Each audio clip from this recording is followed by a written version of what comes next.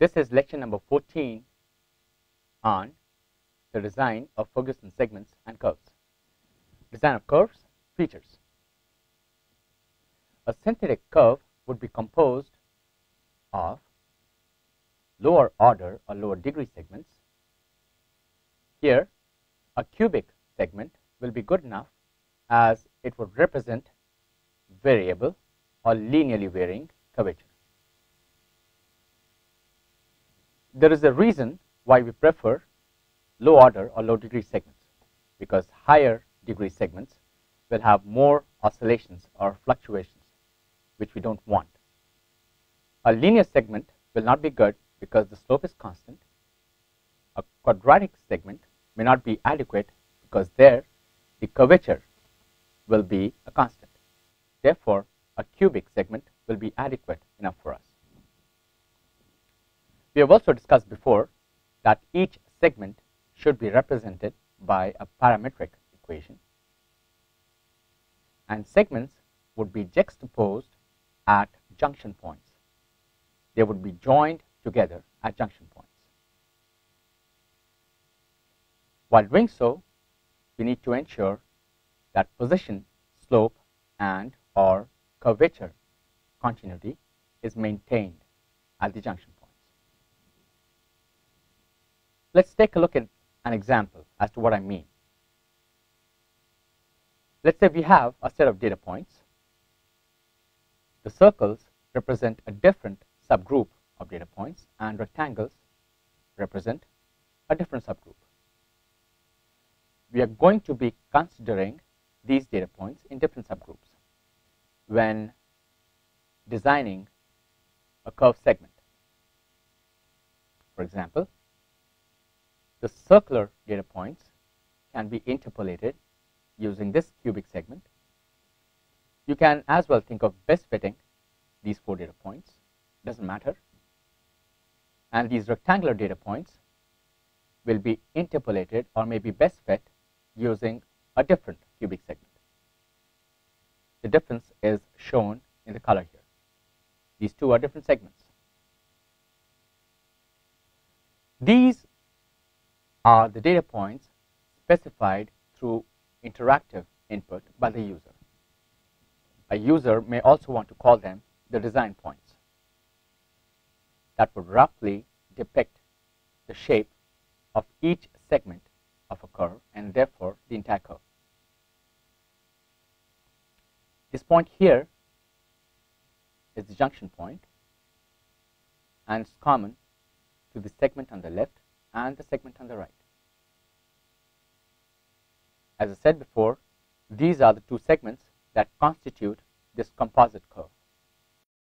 Again, data points and our slopes are essentially a designer's choice, and it is here that we need to worry about different continuity conditions like the position continuity, the slope continuity, the curvature continuity, and so on and so forth.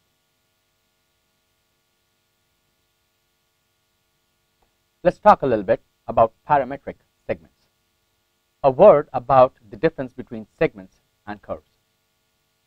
By segments, I mean individual low degree segments, and by a curve, I would mean the entire composite curve. This is the difference between segments and the curves that I would try to maintain throughout the lectures or throughout the discussion on the design of curves in general. Parametric equation of a segment: the position vector of any point on the curve as a function of parameter u, that is r of u, can be given by x of u times I plus y of u times j plus z of u times k. X of u, y of u, and z of u are scalar functions. In compact vector form, they would be written as an ordered set xu, yu, and zu. We might want to think about modeling x of u, y of u, and z of u each in parametric cubic form. Again, cubic will be adequate enough for us because a cubic form would represent a linearly varying curvature. more the degree, more the oscillations. X of u may be written as a0x plus a1x times u plus a2x times u squared plus a3x times u cubed. A0x, a1x, a2x, and a3x are unknown coefficients that we'll determine later. Likewise, y of u and z of u, the two other scalar functions, can be modeled in a similar manner. Once again, coefficients a0y, a1y, a2y, a3y, and a0z, a1z, a2z, and a3z are unknown coefficients.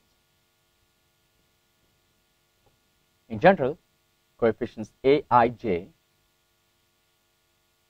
which represents all these coefficients, 12 in number, need to be determined.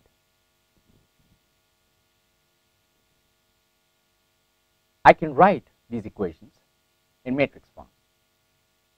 If I use this ordered notation for R of u, we have R of u equals xu, yu, zu in 1 by 3 vector notation, which will be equal to u cubed, u squared, u, and 1. This is a 1 by 4 matrix having different degrees in u. This is the coefficient matrix. In short, this matrix is represented by capital U, and this coefficient matrix is represented by capital A.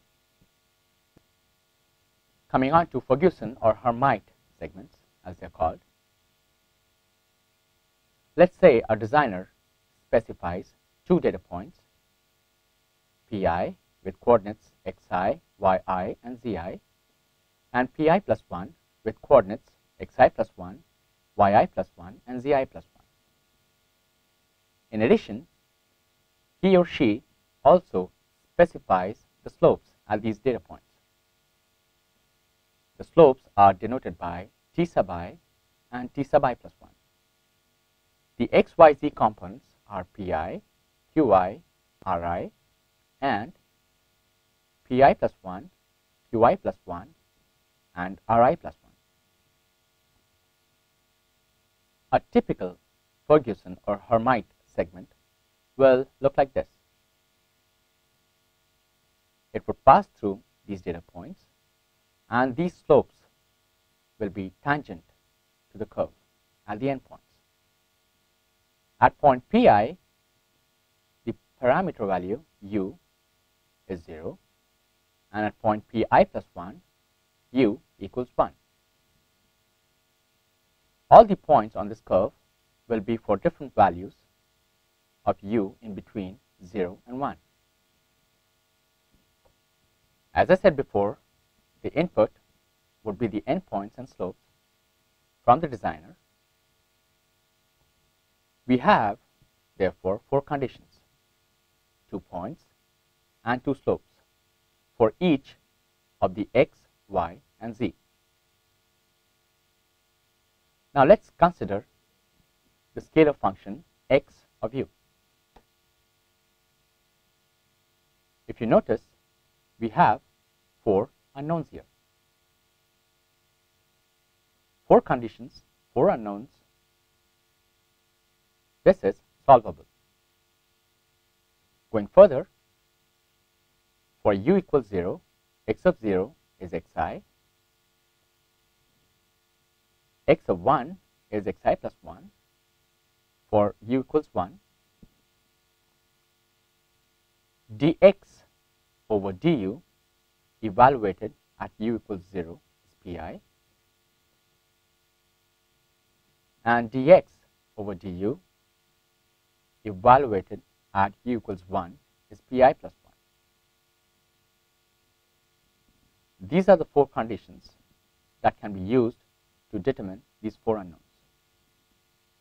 The rest is algebra. On substitution, we get these equations.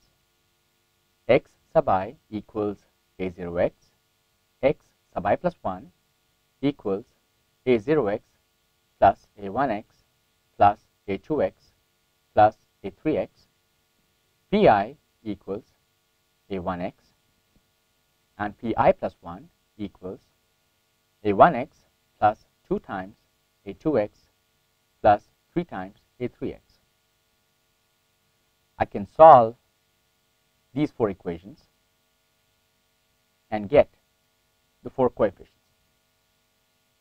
A0x equals xi, a1x equals pi, a2x equals 3 times delta xi minus 3 times pi minus delta pi, and a3x equals delta pi minus 2 times delta xi plus 2 times pi. Delta xi is xi plus 1 minus xi, and delta pi is equal to pi plus 1 minus pi. If I substitute those coefficients back, the scalar function x of u will become x of u is equal to xi plus pi times u plus, within parenthesis, 3 times delta xi minus 3 times minus delta pi times u squared plus delta pi minus 2 times delta xi plus 2 times pi, all within parenthesis, times u cubed.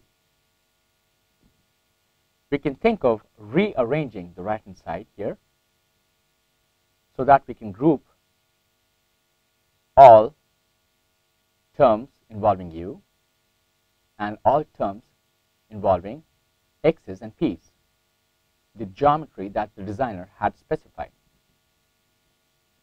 Once we regroup this, the coefficient of xi is 1 minus 3 times u squared plus 2 times u cubed. The coefficient for xi plus 1 is 3u squared minus 2u cubed.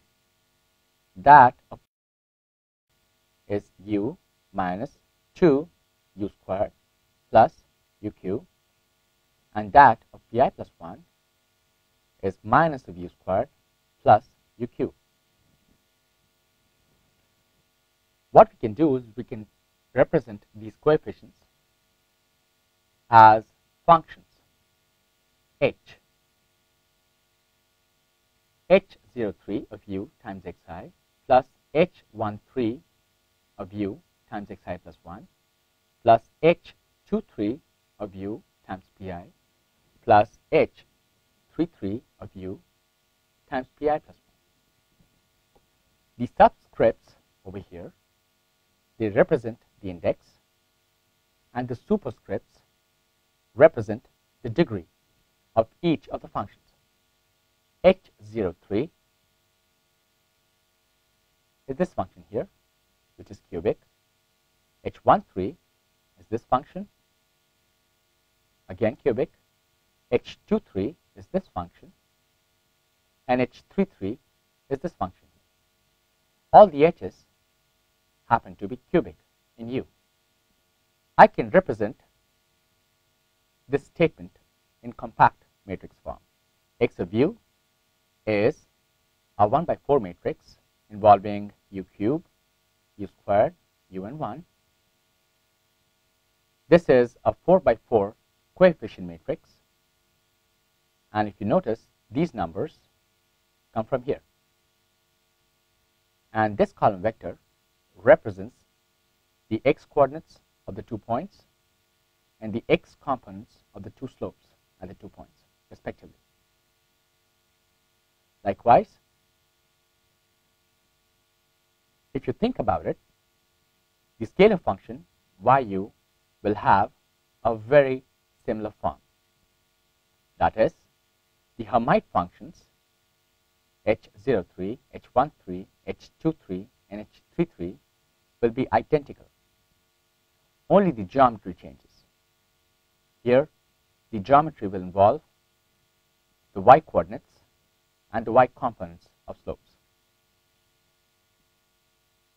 Likewise, for the z as well, the scalar function zu will use the Hermite functions and the geometry corresponding to the z direction, the z coordinates at the 2 points and the components of the z slopes.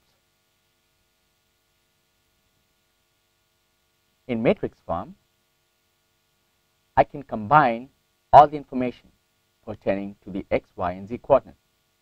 In ordered form, xu, yu, zu is r of u, the position vector of a point, and that will be equal to this 1 by 4 matrix u cube, u squared, un1. The coefficient matrix will be identical in all the 3 cases, the entries being 2, minus 2, 1, 1, minus 3, 3, minus 2, minus 1, 0, 0, 1, 0, and 1, 0, 0, 0. And the geometry pertaining to the x, y, and z coordinates will be arranged column-wise.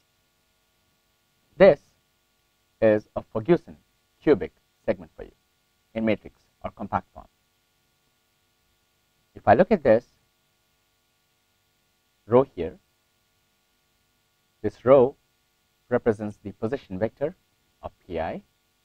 The second row is the position vector pi plus 1. The third row is the first slope ti, and the fourth row is the second slope ti plus 1. In more compact notation, this matrix is represented by capital U in bold. This 4 by 4 coefficient matrix is represented by capital M, and this column vector, which is actually a 4 by 3 matrix, represents the geometry specified by the designer, G. As I mentioned, U is of the size 1 by 4, M is of the size 4 by 4, and is called the Ferguson or Hermite coefficient matrix, and G is of the size 4 by 3, the geometry matrix. Once we know the scalar functions xu, yu, and zu, computing the derivatives of a Ferguson segment should be straightforward. At any point, the first derivative is given by r super u of u, which is dr over du, which is 6u squared minus 6u times pi plus minus of 6u squared plus 6u times pi plus 1 plus 3u squared minus 4u plus 1 times ti plus 3u squared minus 2u times ti plus 1.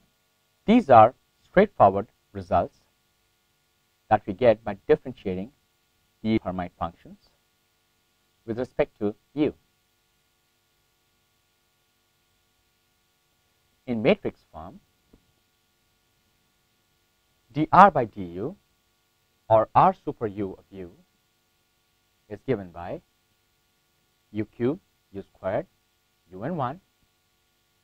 The coefficient matrix will have the entries 0, 0, 0, 0, 6, minus 6, 3, 3, minus 6, 6, minus 4, minus 2, 0, 0, 1, 0. And this is the geometry matrix that we have seen before.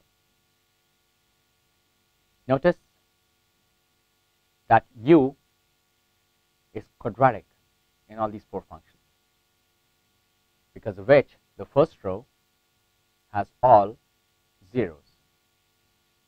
If you compute the second derivative,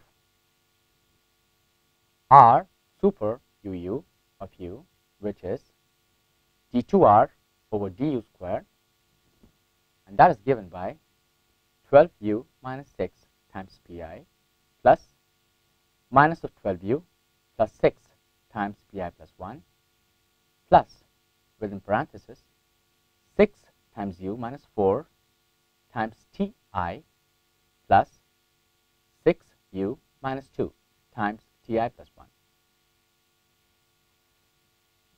Notice this expression and differentiate only these terms, assuming that the design information Pi, Pi plus 1, Ti and Ti plus 1, they do not vary with respect to U. In matrix form, the second derivative is given by U cubed, U squared, U and 1, 1 by 4 matrix. The coefficient matrix will change and will have the entries 0, 0, 0, 0. The second row again zeros. The third row is 12, minus 12, 6, 6. And the fourth one is minus 6, 6, minus 4, minus 2. This coefficient matrix is represented by M sub 2, while this one here is represented by M sub 1. The geometry matrix G remains unaltered. Why do we need derivatives?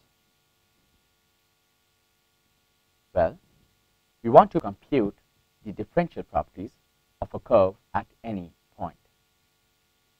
And in particular, we would like to impose position, slope, or curvature continuity at junction points, the points which are common between two Ferguson segments. Composite Ferguson curve. This would be a sequential juxtaposition of individual Ferguson segments. Say we have the first data point, the second data point. The position vector is Pi with coordinates xi, yi, and zi. Here, the position vector is Pi plus 1 with coordinates xi plus 1, yi plus 1, zi plus 1. The slopes are Ti and Ti plus 1 with components Pi, Qi, Ri, and Pi plus 1, Qi plus 1, and Ri plus 1. These are the directions of Ti and Ti plus 1 respectively, and this is how a Ferguson segment between the 2 points may look like.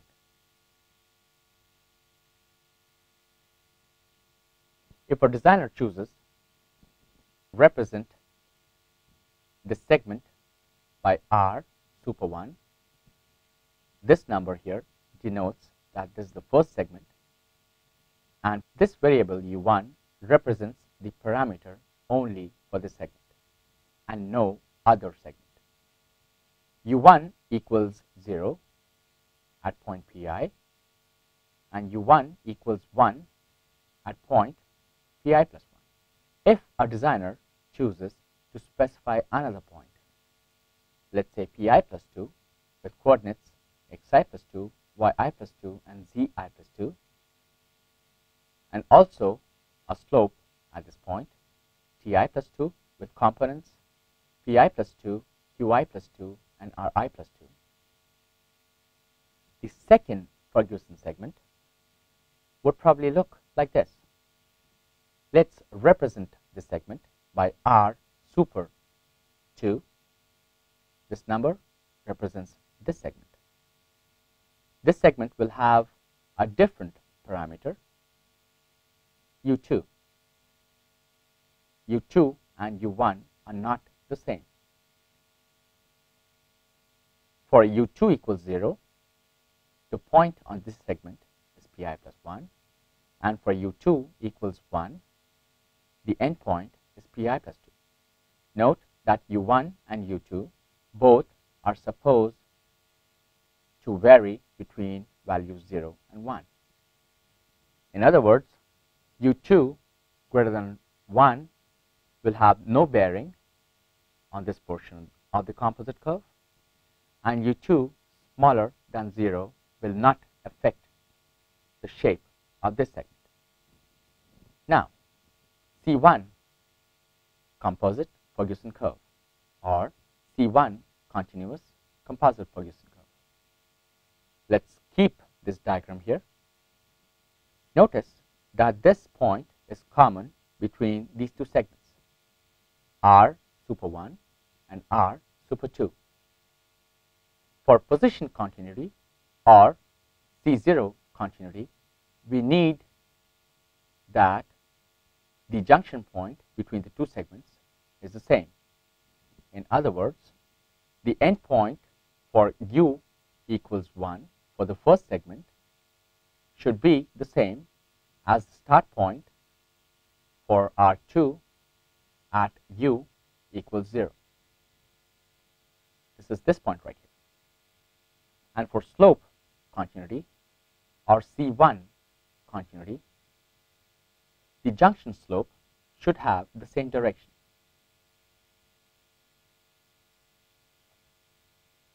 Note that the two slopes here may or may not have the same magnitude. In other words, if the first derivative of R1 with respect to its parameter U evaluated at 1 represents the slope for this segment here, and if the first derivative of R2 evaluated at U2 equals 0 represents the slope here for this segment, then alpha 1 times dr over du at 1 is equal to alpha 2 times dr over du at 0 for this segment, equal to a vector small t, the unit tangent. Alpha 1 and alpha 2 are the normalizing scalars, and t is the unit tangent vector at the common point or the junction point. It is not very difficult to observe that Ferguson curves are inherently position and slope continuous if intermediate points and slopes are used by two contiguous Ferguson segments. To reemphasize, this is because the junction points and the slopes will be the same between the two contiguous or adjacent segments. Let's consider an example. Given two data points, let's say pi as minus 2, 2 and pi plus 1 as 6, 7.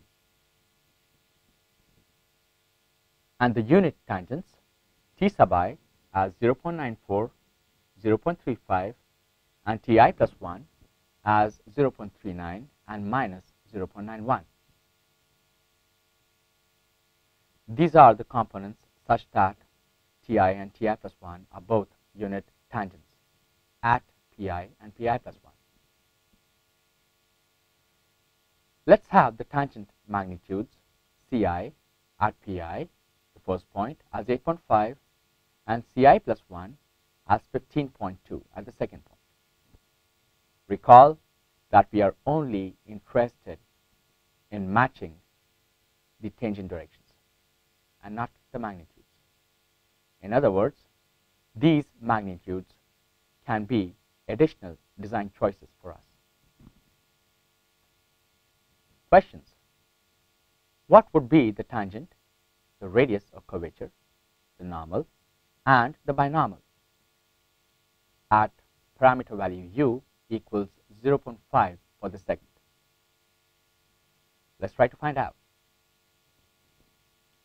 We have capital Ti as small ci, which is this value, times the unit tangent Ti here, and capital Ti plus 1 equals Ci plus 1, which is 15.2, times the unit tangent Ti plus 1.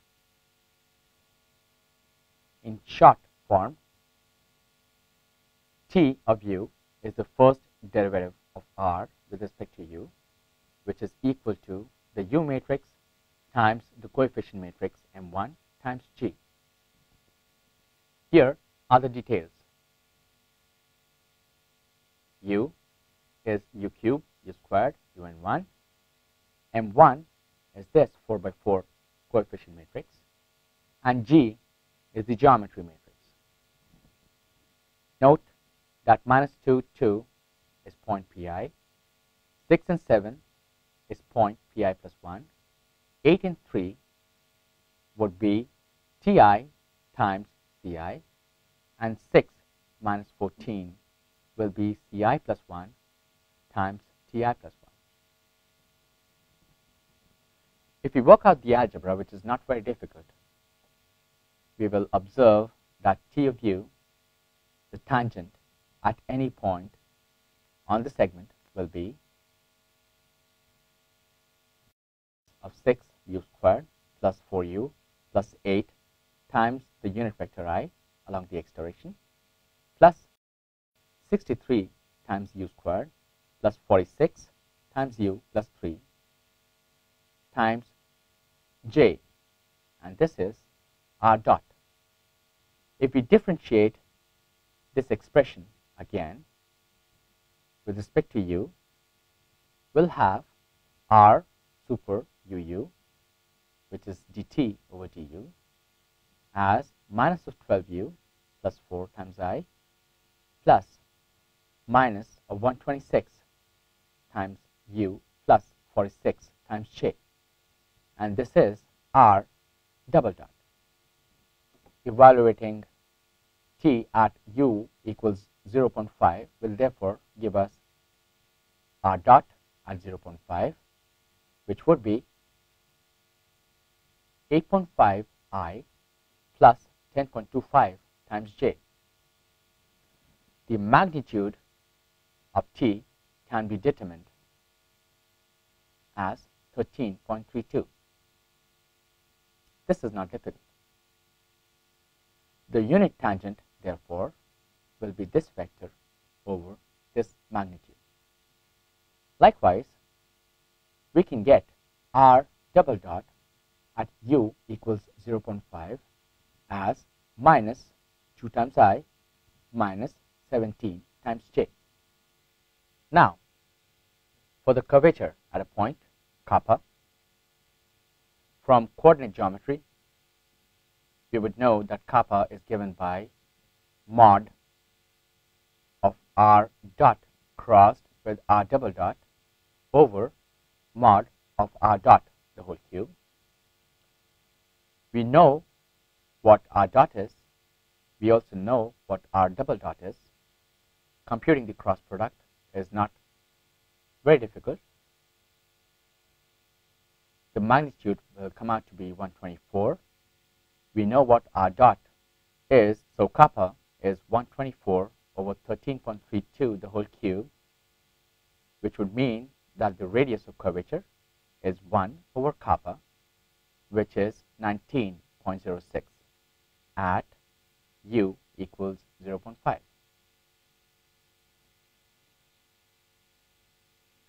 Now for the binomial b. The binomial b is given by r dot crossed with r double dot over the modulus or the absolute value of the numerator. Recall from the previous lecture that we had expressed b in terms of the derivative of r with respect to s, the arc length parameter or the natural parameter. Let me explain this to you on board. Recall that the unit tangent t has the direction of dr over ds, which is r prime, and n is defined of d2r over ds squared, which is r double prime.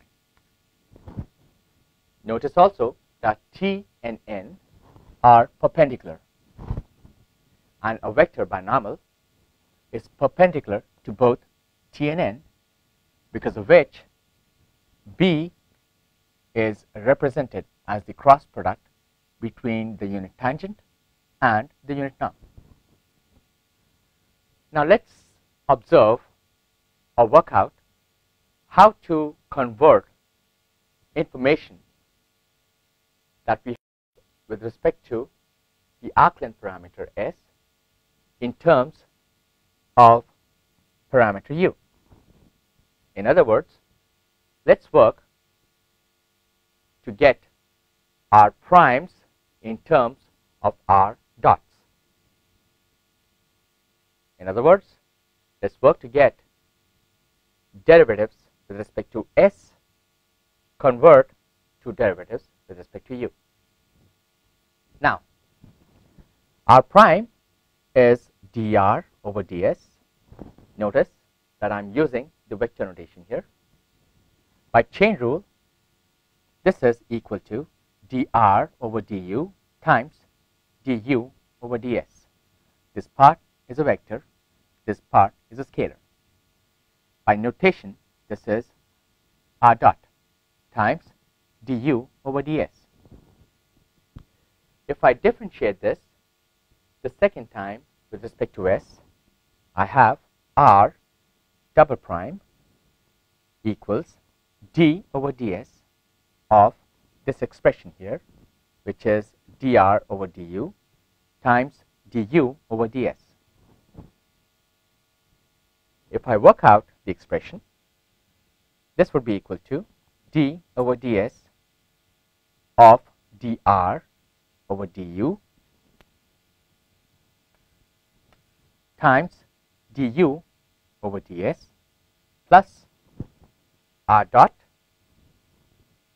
times d2u over ds squared.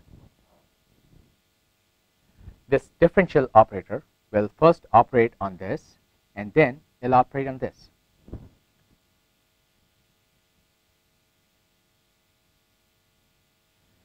I can incorporate or use the chain rule again here.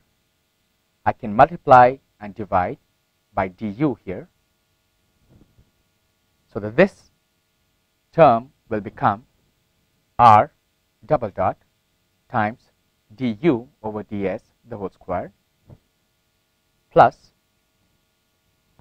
r dot times d2u over ds square. So now we have r prime in terms of r dot, this being a scalar, and also we have r double prime in terms of r double dot and r dot.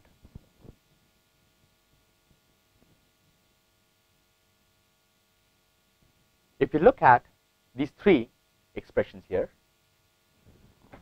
the binomial B will have the direction given by r prime crossed with r double prime. I'm using here the proportionality sign. Once I get the direction, I can always divide this expression by its magnitude to get the unit vector or the unit binomial.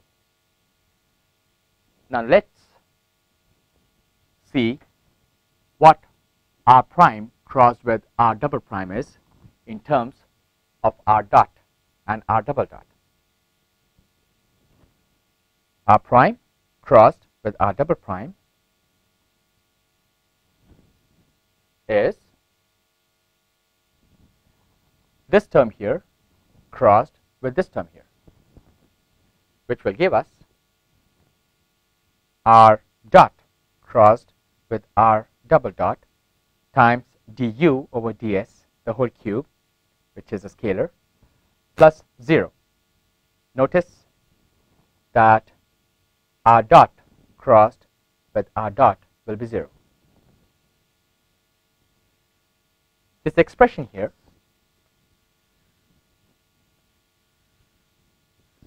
conveys to us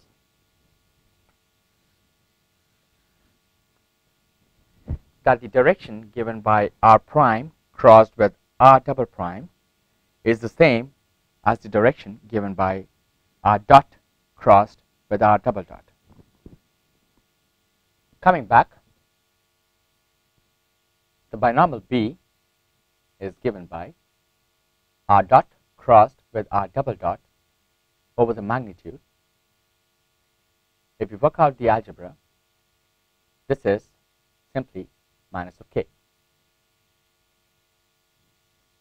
which is quite straightforward because the segment that we are considering lies on the xy plane. The normal then is given by B crossed with T here. Notice that the magnitude of this is not unity, so we'll have to divide T by its magnitude to get the unit tangent here. If we work out the algebra, this is, or n is given by minus of 0.64 times j plus 0.77 times I. The torsion is given by the relation r dot crossed with r double dot, this entire vector dotted with r triple dot over the absolute value of r dot crossed with r double dot the whole square. It would not be difficult for us to determine that the torsion of the curve is 0. Physically, one might think of tau representing the out of plane warp, a local warp of a curve. You might want to work out the derivation of this expression as an assignment. Let's consider an example of C1 composite Ferguson curve. We are given 4 data points: A with coordinates 0, 0, B with 2, 5, C with 3, 1, and D with 7 and minus 3.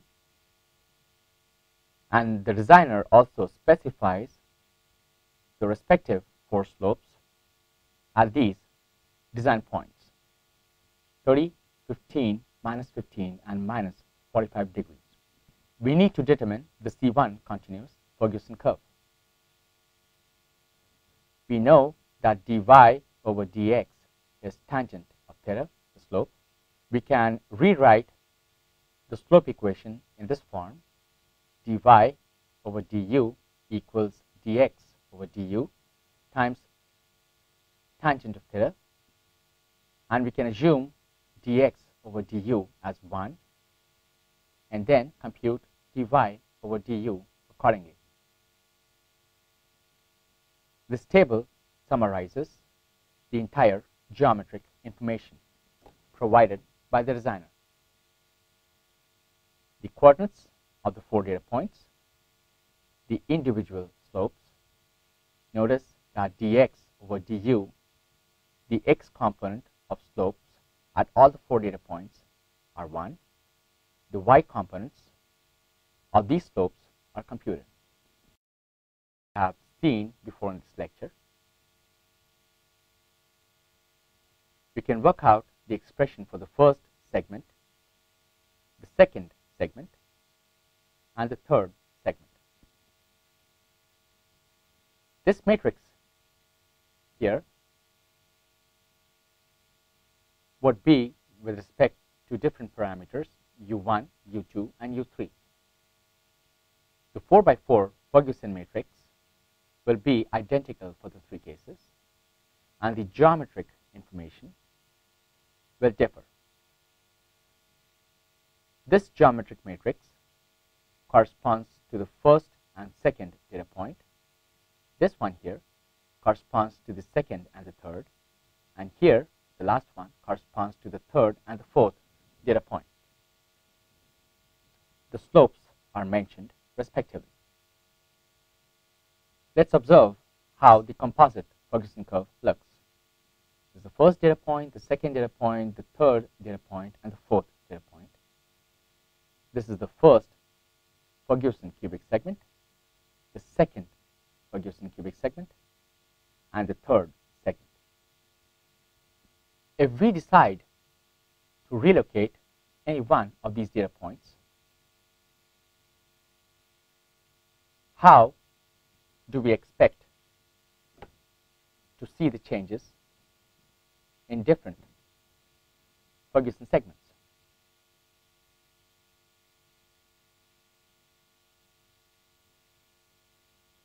you would observe that the third segment will change like so,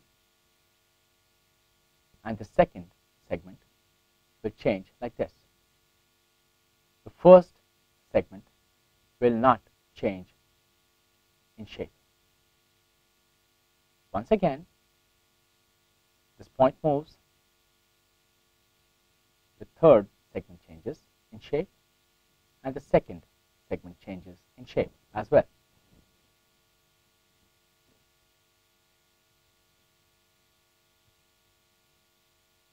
In general, C1 continuous Ferguson curve will exhibit local shape control properties. For example, if I now decide to relocate this point here, only this segment and this segment will change, while this segment will remain intact in shape. Now for C2 composite Ferguson curve. Here we consider curvature or C2 continuity, as we call it. For that, at the common junction point, the curvature information from the segment on the left and the segment on the right should be the same. That is, the curvatures from the left segment and from the right segment should be identical. We know that curvature is given by r dot crossed with r double dot over r dot the whole cube. For the first segment, the curvature is dr over du crossed with d2r over du squared, both evaluated at the parameter value 1 over mod of dr over du the whole cube. An identical expression is to be used on the right hand side. The only difference is that the segment is the second segment here, and the information is evaluated for parameter value 0. We know from C1 continuity that dr over du for the first segment evaluated at 1 equals the unit tangent over the corresponding normalizing scalar, and dr over du of the second segment at u equals 0 is equal to t over alpha 2, the unit tangent over the corresponding normalizing scalar. Notice that while I'm using u here, I primarily mean that this parameter is different from this parameter. And this is implicit throughout this lecture. If we plug in this condition into this condition,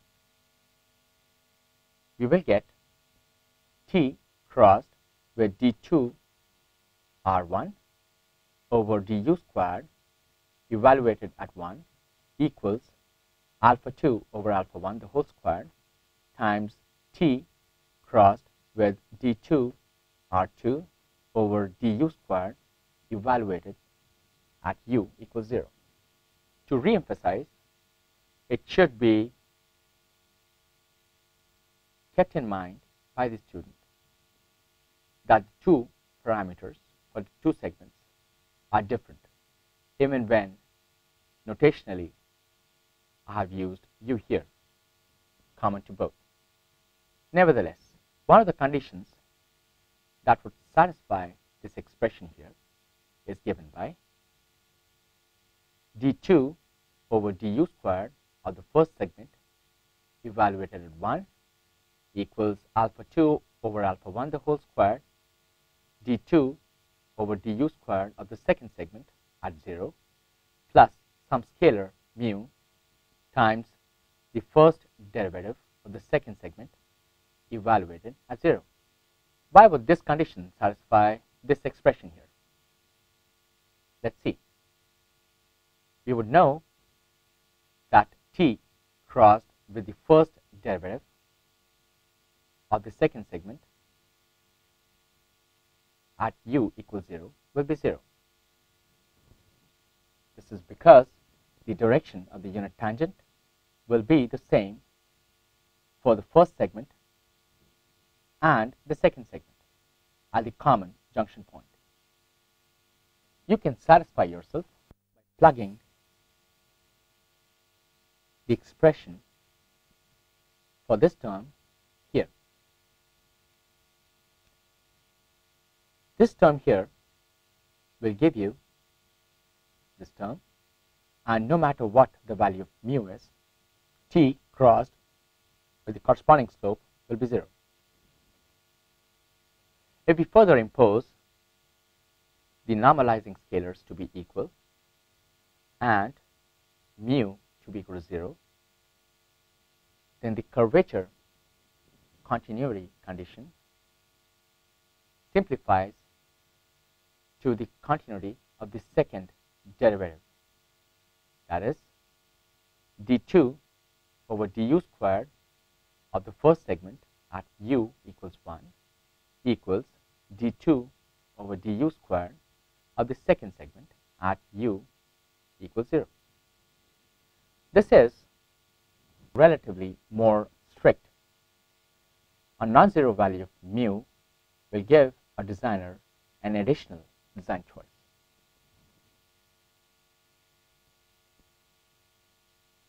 Recalling from the previous slide that the second derivatives of the two contiguous Ferguson segments are equal, we have d2 over du squared of r of u in general equals pi times minus 6 plus 12u plus pi plus 1 times 6 minus 12u plus ti times minus 4 plus 6u plus ti plus 1 times minus 2 plus 6u.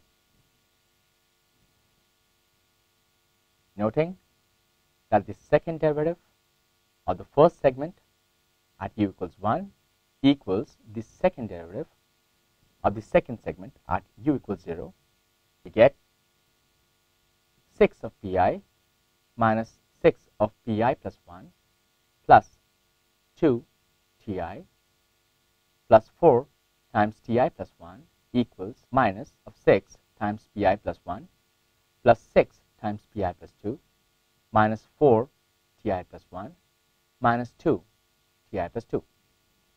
How did we get this equation? The first segment has data points pi, pi plus 1 and slopes ti and ti plus 1. For the first segment, u should be 1. So if you look at the left hand side of this equation, we have 6 times pi minus 6 times pi plus 1 plus 2 times ti plus 4 times ti plus 1. For the second segment, the data points will be pi plus 1, pi plus 2, and the slopes will be ti plus 1 and ti plus 2. In other words, the index here needs to be incremented by 1. Also, these coefficients need to be evaluated for u equals 0. Once done, the right hand side can be obtained.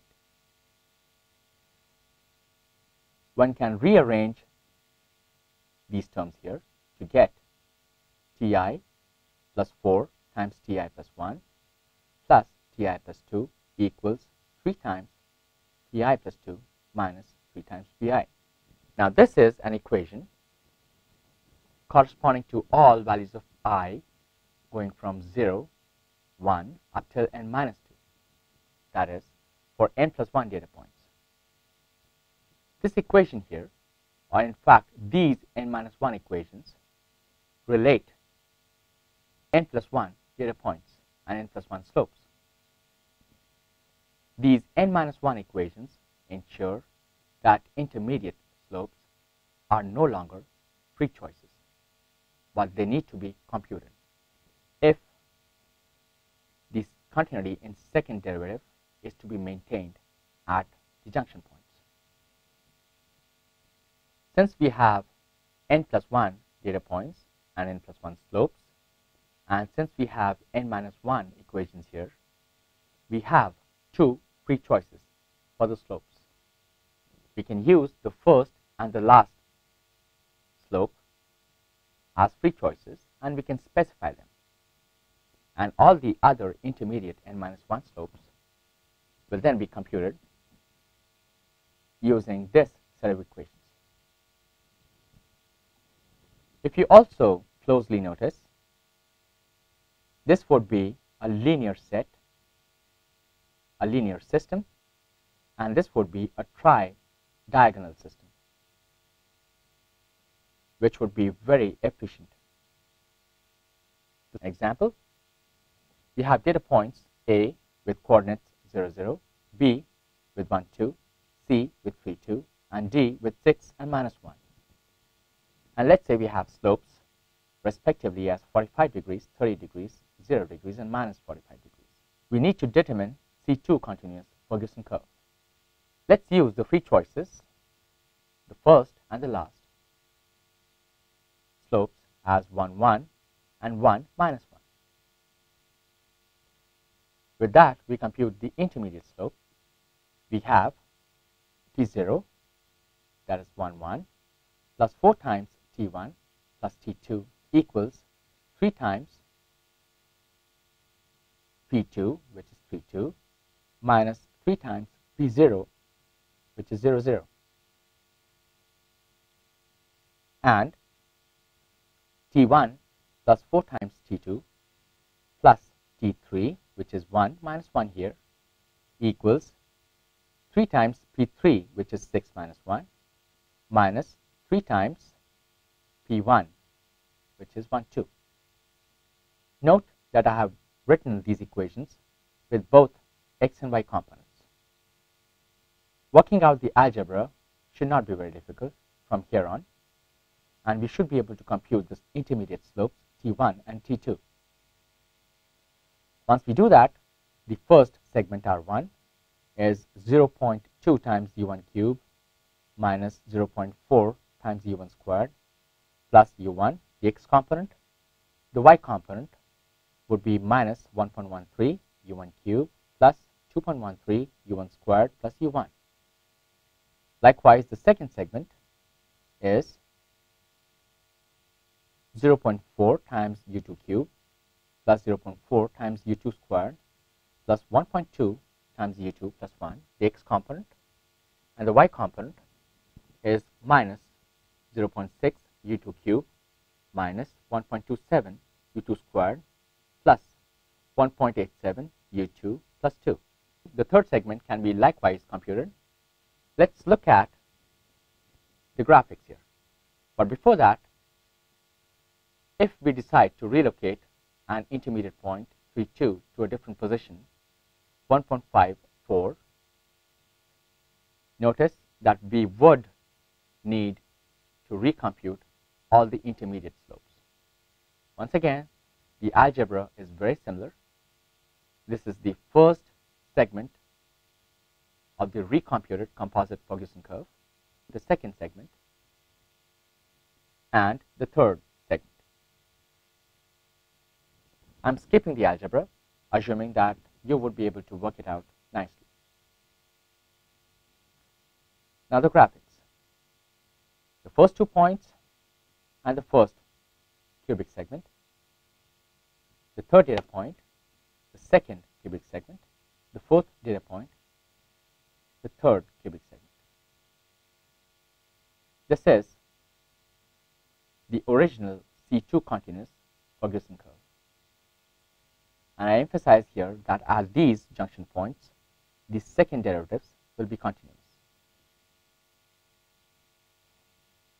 If I decide to move this point to a new location, the first segment of the new composite curve will be this. This would be the second segment, and this would be the third segment. This simple relocation forced us to recompute the intermediate slopes over here, because of which the shape of the entire composite curve changed. In other words, C2 composite Ferguson curves do not have local shape control properties.